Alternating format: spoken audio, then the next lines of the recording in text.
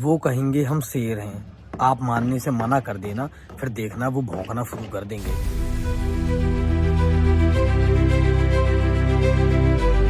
जो लोग हमेशा रिजर्वेशन को भीख कहते थे, अब वही लोग लड़ रहे हैं।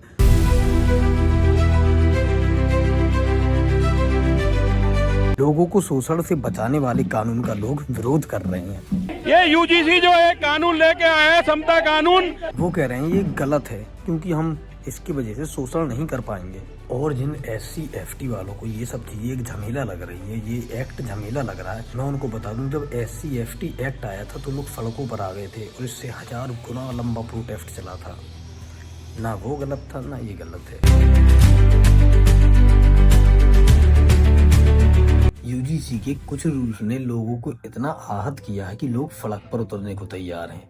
लोग सड़क पर उतर आए हैं क्योंकि उनको लगता है कि ये कानून आने के बाद हम कुछ लोगों का शोषण नहीं कर पाएंगे। एक एक्ट बनाया जाता है जिसमें महिलाओं को आरक्षण दिया जाता है और महिलाओं को शोषण से बचाया जाता है।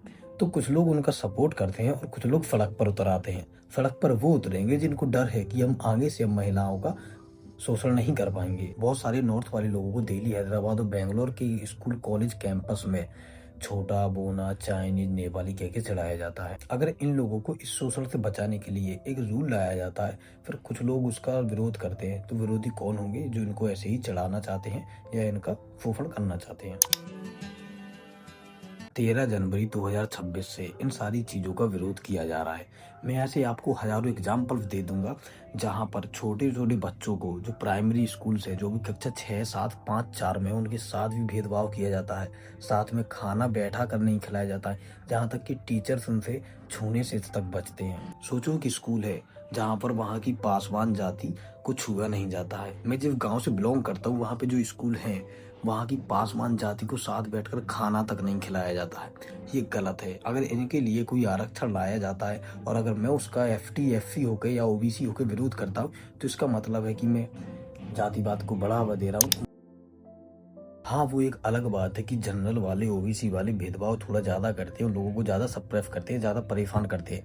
बट ऐसे बहुत सारे मोस्ट ऑफ केसेस ऐसे हैं जहाँ पे FT वालों को SC वाले भी परेशान कर रहे हैं या फिर SC SC वालों को परेशान कर रहे हैं, और कुछ रेयर केसेस में SC FT वाले जनरल या OBC वालों को भी परेशान करते हैं। तो ये सारी चीज़ें गलत हैं, सभी चीज़ों को ख़त्म करना चाहिए। हाँ, लेकिन आंकड़ा बहुत ज़्यादा है। अगर जनरल वाले और OBC वाले 1000 बार किसी को परेशान करते हैं तो SC FT वाले सिर्फ एक बार परेशान करते हैं। बट गलत एक बार भी करना होता है। आरक्षण को हमेशा भीख कहने वाले कभी आरक्षण तक को नहीं समझ पाए हैं।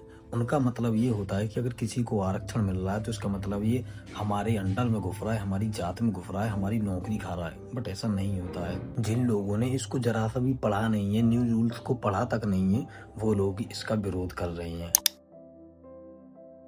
यूपी में इलेक्शन आने वाले हैं। अगर आप यूपी में BJP को इसलिए वोट दे रहे हैं क्योंकि वो लोग UGC 2026 लाए 13 जनवरी 2026 से, तो इसका मतलब है आप उनके भ्रम में फंस चुके हैं। वो लोग हमको जाति और धर्म के नाम पे लड़वाना चाहते हैं।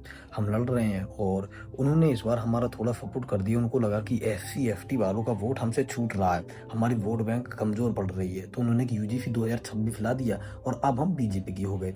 बहुत सारे सुसाइड जैसे केसेस में भी गवर्नमेंट कुछ नहीं बोलती है, जहाँ पे लोगों को चाइनीज, नेपाली करके हिरास किया जाता है, उसके बाद वो सुसाइड कर लेते हैं। या बहुत बार इसमें मर्डर जैसी चीज़ों का भी इन्वॉल्वमेंट मिलता है। कॉलेज में इतनी ज़्यादा रैगिंग होती है धर्म के नाम पे, जाति के नाम पे, उसके बाद भी गवर्नमेंट कुछ नहीं बोल रही थी 10-20 सालों से।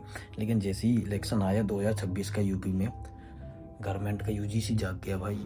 तो इसकी वजह से आप BJP को वोट मत करना। आपको BJP या कांग्रेस किसको वोट करना है वो आपका ही डिसीजन है, बट UGC 2026 की वजह से तो बिल्कुल वोट मत करना, नहीं तो वो सफल हो जाएंगे। But do subscribe, do share and keep supporting. Bye bye, बाद में मिलते हैं।